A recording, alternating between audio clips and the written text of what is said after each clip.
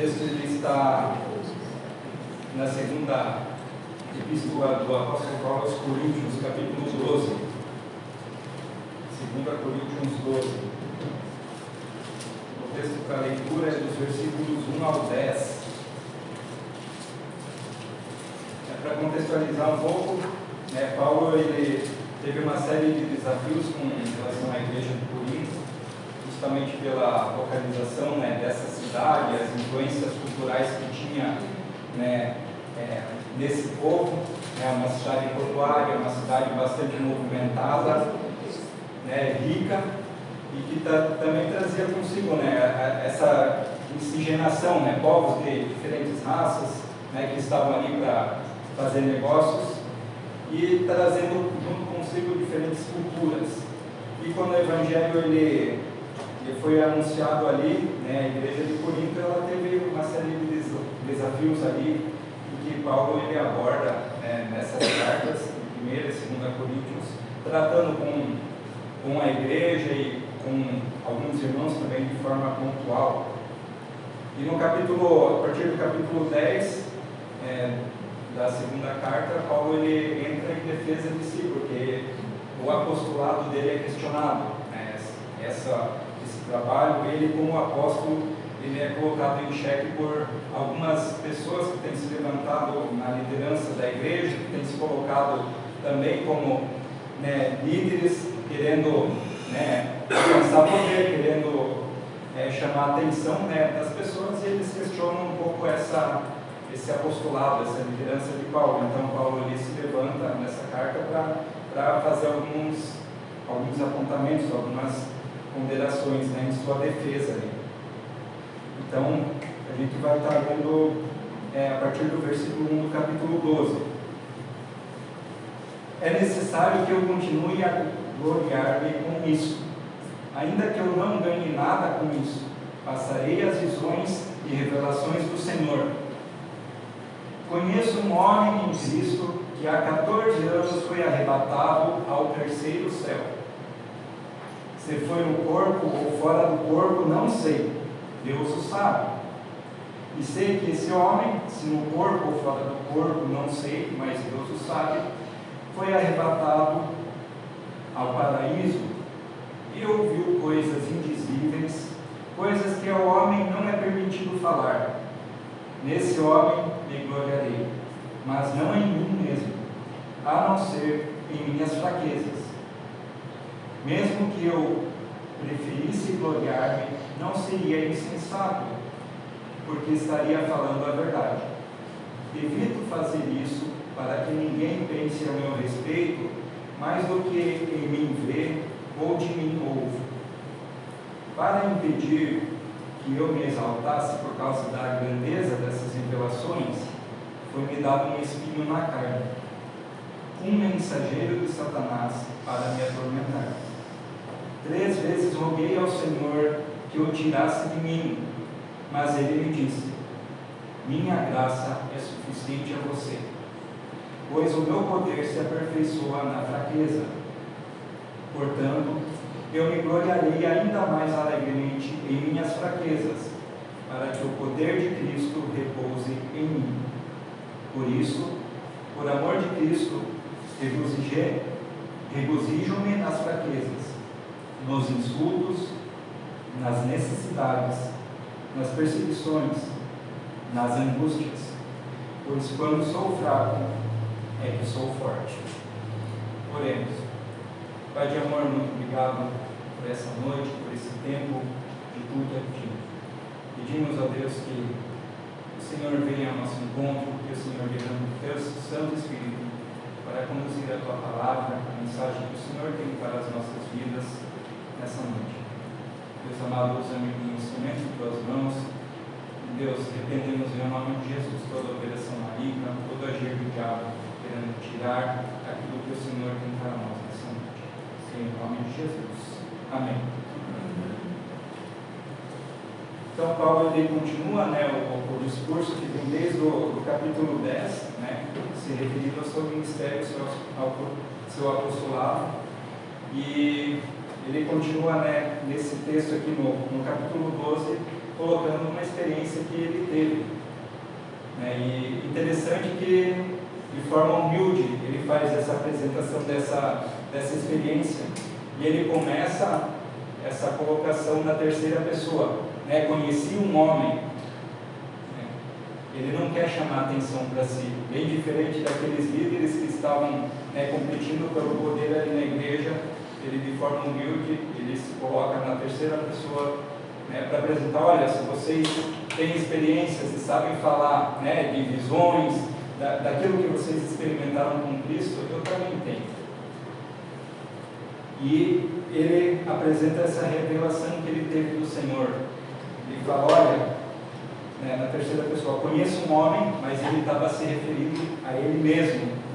Isso ele conclui ali, lá no verso 5: nesse homem me gloriarei. Então Paulo, ele teve essa visão do céu, ele coloca isso para a igreja, dessa experiência que ele teve com Cristo.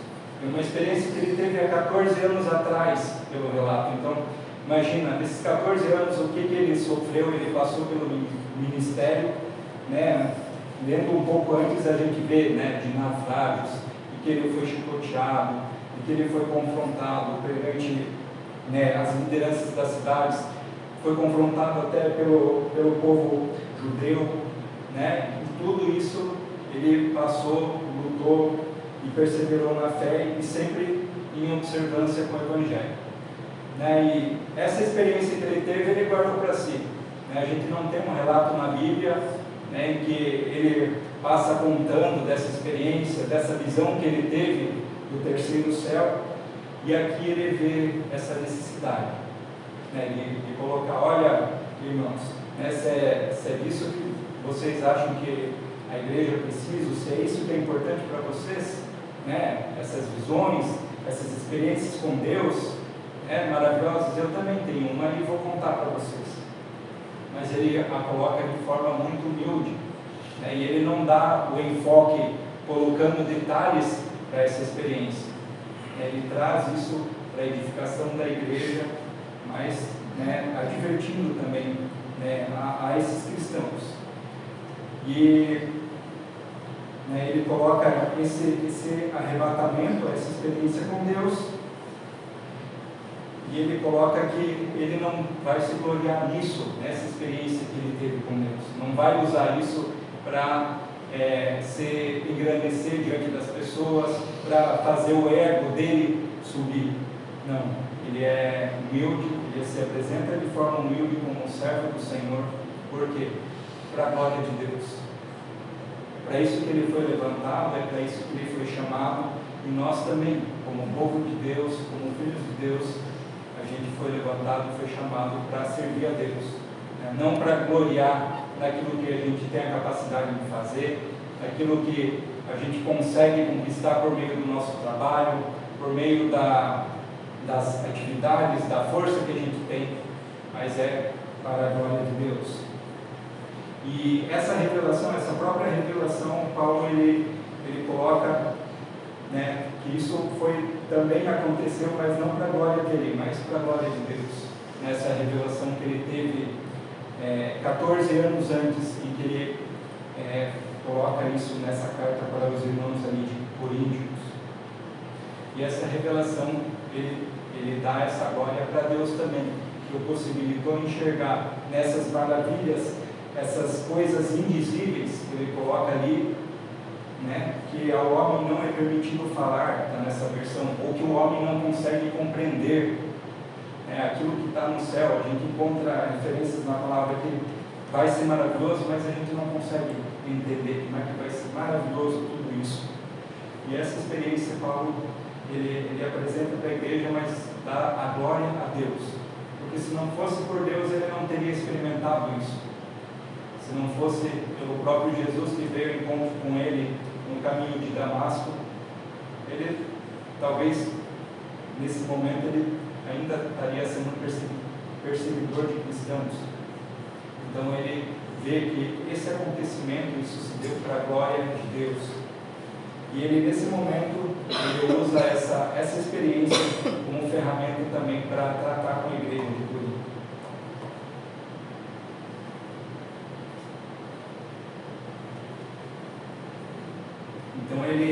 zela muito pela humildade, ele preza muito pela posição dele como líder, como servo do Senhor, né? E apresenta isso com todo cuidado para essa igreja. E é muito importante isso porque o egoísmo, ele não me deixa olhar além dos meus interesses. Provavelmente aqueles homens a quem Paulo estava se referindo ali, eles estavam querendo a atenção para eles, né? Querendo o egoísmo, o interesse de aparecer, de ter o poder, né? A liderança ali na igreja, e eles não estavam conseguindo enxergar além dos próprios interesses. Então Paulo ele usa essa palavra para chamar a atenção dessas pessoas. E Paulo aos Gálatas 6:2, ele orienta, né, as pessoas: levem os fardos pesados uns dos outros e assim cumpram a lei de Cristo. Quando a gente pensa em uma pessoa egoísta, ela vai olhar para si, vai pensar nos focos, nos objetivos em que ela pensa alcançar, seja profissional, seja financeiramente, ela vai ficar aqui. Não importa quem está do lado dela ou à frente dela, ela vai fazer o possível para passar por cima, para atropelar, né? E esse é o problema do egoísmo, né?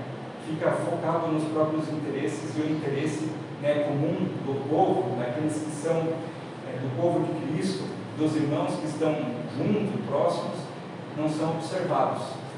E quando a gente vive uma vida com Cristo, a gente é chamado a conviver em família, a ter comunhão, porque isso vai trazer crescimento, não só para a pessoa em si, na sua unidade, mas para todo o grupo, né? Juntos a gente consegue alcançar, né, maiores alvos, maiores objetivos. Juntos a gente consegue trabalhar em prol de uma causa, né? Imaginemos aqui no sábado à tarde a gente tem esse trabalho com crianças. Se fosse apenas eu e Ellen, ou Antônio e Ingrid aqui, não seria possível de acontecer esse trabalho. É uma equipe toda que está engajada, que está envolvida, né? Alguns preparando o lanche, outros trabalhando no cuidado em observar as crianças, cuidando do portão, e outros depois ao final, juntos na limpeza do espaço, né? Então é um grupo de pessoas. Isso promove essa força e essa capacidade de poder administrar os momentos e de ter essa comunhão também, né? Comunhão um com os outros, né? Por meio da convivência, mas também a comunhão da palavra, da mensagem, que ela é anunciada, né? É anunciada aos pequeninos e é anunciada uns aos outros, né? Pelo fato dessa experiência que a gente está vivendo. Então, isso é bastante importante e relevante para a vida do povo de Deus, para a vida do cristão, né? Olhar, né, o cuidado um dos outros, e também participar, né, desses fardos pesados que Paulo ele colocou para os Gálatas, né? Como mais fácil é a gente passar por um período de doença, um período em que a gente está com um desafio profissional no trabalho, ou mesmo familiar, com um apoio de pessoas, sabendo que tem alguém que está orando pela gente, sabendo que tem alguém que está preocupado, sempre perguntando, né, como caminham as coisas. E é esse cuidado, né, levar esse fardo um dos outros. Isso quebra esse egoísmo, traz para perto da gente essa humildade, essa preocupação, que é a comunhão que o povo de Cristo ele precisa ter. E por fim, e em seguida ele segue, lá no versículo 7, para impedir que eu me exaltasse por causa da grandeza dessas revelações, foi-me dado um espinho na carne, um mensageiro de Satanás para me atormentar. É interessante como ele coloca essa forma, né, esse espinho na carne, né, algo que veio para atormentar a vida dele. Então, apesar dessa experiência maravilhosa que ele teve, né, há 14 anos atrás, ele saiu dessa experiência com algo que o incomodou, algo que o ficou atormentando. E ele coloca dessa forma, né, como um espinho na carne e, né, um tormento que veio, um mensageiro de Satanás. A gente pensa, nossa, que pesado. né? O mensageiro de Satanás está indo ao encontro dele para afligi-lo dessa forma. A gente encontra na palavra, em outros momentos em que o nosso inimigo, Satanás, ele também é usado, né, pela mão de Deus para algumas questões. No caso de Saul, né, foi enviado um espírito maligno para atormentar a vida de Saul. Então Saul ele sentia essa aflição, esse tormento, e ele pedia a Davi para que tocasse a sua harpa, né? Então até mesmo o diabo, né, que é o nosso inimigo, ele pode ser um instrumento nas mãos de Deus. Parece muito louco isso para a nossa compreensão, mas na soberania de Deus, em toda a sua glória, o inimigo ele está abaixo, ele não pode fazer nada. E se Deus permitir, ele vai agir, né? Na vida de Jó, né, quando a gente encontra o relato em que Jó ele vem de rodear a terra, e Deus pergunta, né, para Satanás de onde ele tem vindo, ele fala: olha, eu venho de rodear a terra e vi teu servo Jó. Então ele quer fazer alguma coisa, né? Ele fala: olha, a vida de Jó está caminhando muito bem, e é por isso que ele não nega o teu nome, mas faça um jogo, uma aposta, que se o Senhor deixar eu tocar na vida dele, ele vai, né,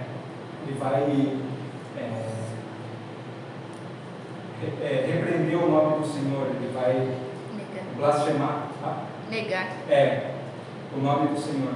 Enfim, Deus permite a Satanás, ao diabo, ele tocar na vida de Jó, né? E acontece toda essa sucessão, né? Ele perde seus filhos, por fim ele fica doente, mas é uma permissão de Deus, né? E aqui, dessa mesma forma, né, esse espinho na carne, essa manifestação, esse tormento que vem da parte de Satanás, também foi uma permissão de Deus. E isso nos indica que a gente não está livre do toque do maligno, né? Em momentos, em circunstâncias da nossa vida, a gente pode sentir aflição, pode sentir peso, né? A gente passa por lutas, e pode ser que o maligno está querendo agir na nossa vida, está querendo tocar para derrubar, para a gente fazer a gente entrar em tentação. Mas o Senhor, ele dá um limite para esse agir. E aqui para frente, a gente vê no relato de Paulo que ele sofreu com esse espinho na carne, essa marca ali do maligno que estava atormentando ele, para que ele não se orgulhasse dessa experiência que ele teve com Deus, para que ele não usasse essa experiência que ele teve lá no passado como forma de se engrandecer, se enaltecer, talvez até mesmo deixaria esse ministério que o Senhor tinha preparado para a vida dele por conta dessa experiência tão maravilhosa, né? E se a gente pensa como Deus é soberano, como Deus é onisciente nas coisas, ele já deve, né, ou pensando assim, já deve ter pensado: opa, Paulo precisa desse toque ao longo da vida dele, senão é possível que ele venha a sair daquilo que eu planejei, sair desse propósito que eu tinha para a vida dele. Então ele é tocado com esse espinho na carne. A gente não tem um relato do que seria esse espinho na carne, né? Estudiosos levantam, né, hipóteses ou possibilidades do que pode ser, né? Tem alguns que defendem que foi, né, um problema de visão que ele teve, né, que isso dificultou muito o trabalho dele.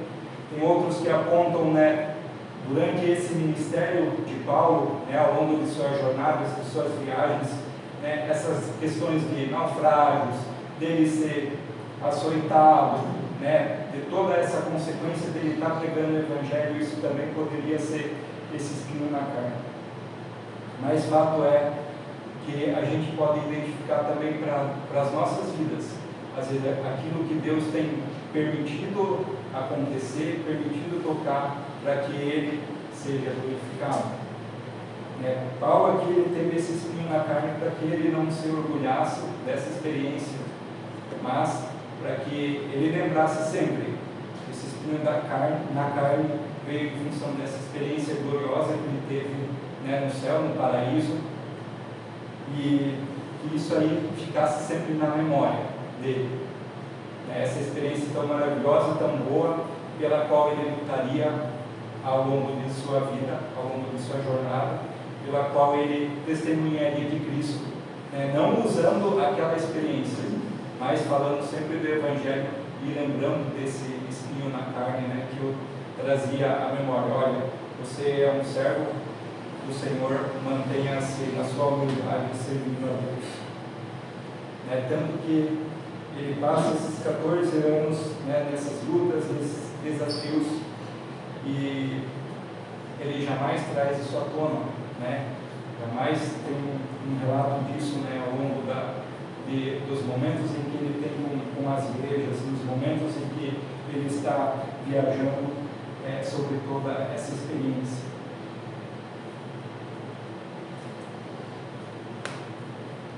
E ele, no verso 8, ele coloca que ele colocou isso diante de Deus: 3 vezes roguei ao Senhor que o tirasse de mim. Quantos momentos em que a gente está com situações na nossa vida e a gente pede: olha, Senhor, me livra, me tira dessa, né? A gente se coloca diante de Deus. Isso não é errado, né? Bem pelo contrário, a gente deve apresentar essas nossas necessidades, esse nosso desejo, aquilo que a gente precisa diante de Deus. E o Senhor, ele em nenhum momento repreende Paulo por isso também, né? O relato aqui, em seguida a gente encontra que Jesus, ele responde para Paulo: minha graça é suficiente a você, pois o meu poder se aperfeiçoa na fraqueza. Interessante, Paulo ele pede para substituir, para tirar, né, esse incômodo, esse espinho na carne, e o Senhor ele promove uma transformação na vida de Paulo. Olha, eu não vou te tirar isso, mas você vai viver, né, com a minha graça te basta, ela é suficiente. E para a gente hoje, a graça de Deus, ela é suficiente nas nossas vidas?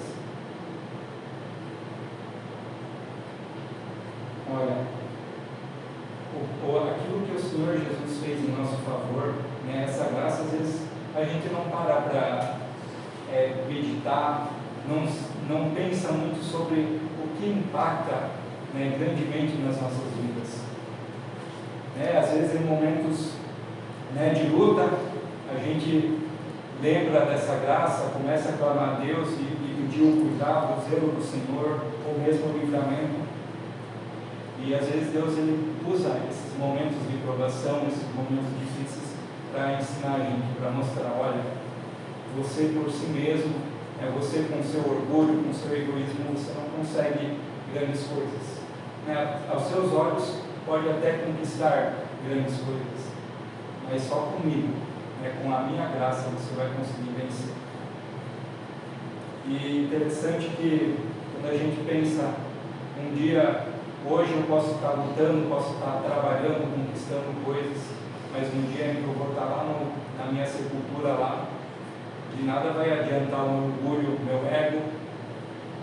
Vai poder falar alguma coisa ali da sepultura? Não.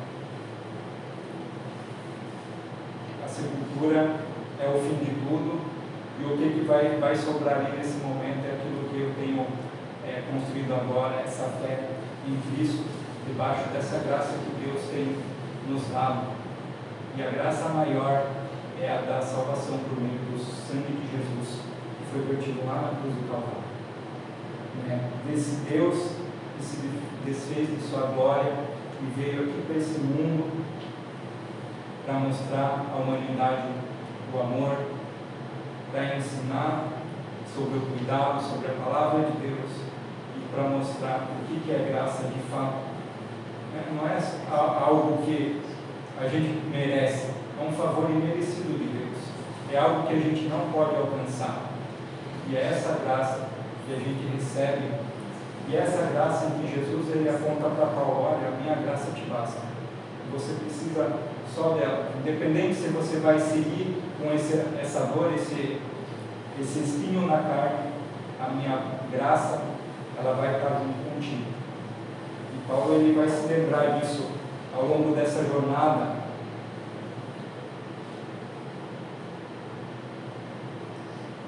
E essa evidência dessa graça de Deus, ela está presente, ela se manifesta, né, nas nossas vidas. Né, a gente tem essa experiência da salvação por meio de Cristo, a gente vive essa fé, mas a graça de Deus, ela é manifesta no dia a dia também, nas pequenas coisas, né, no cuidado de Deus, né, como a irmã Rosinete compartilhou esse testemunho. Poxa, alguns anos atrás, era 15 anos atrás? 25 anos atrás, escorreguei uma batata doce e colocou meu pescoço, minha nuca no lugar. Né? Então, olha só, é o cuidado, é a graça de Deus. Ela nem sabe como veio essa dor, esse incômodo, né? E uma situação repentina, e mais recentemente agora, né, por meio de um susto, né, voltou no lugar. Então é uma coisa bem maluca, bem louca se a gente parar para pensar. Né? E essa é a forma que Deus age, a sua maneira, com cada um de nós. Né? Cada um deve lembrar de alguma experiência, de algum cuidado de Deus, né, sobremaneira sobre a sua vida.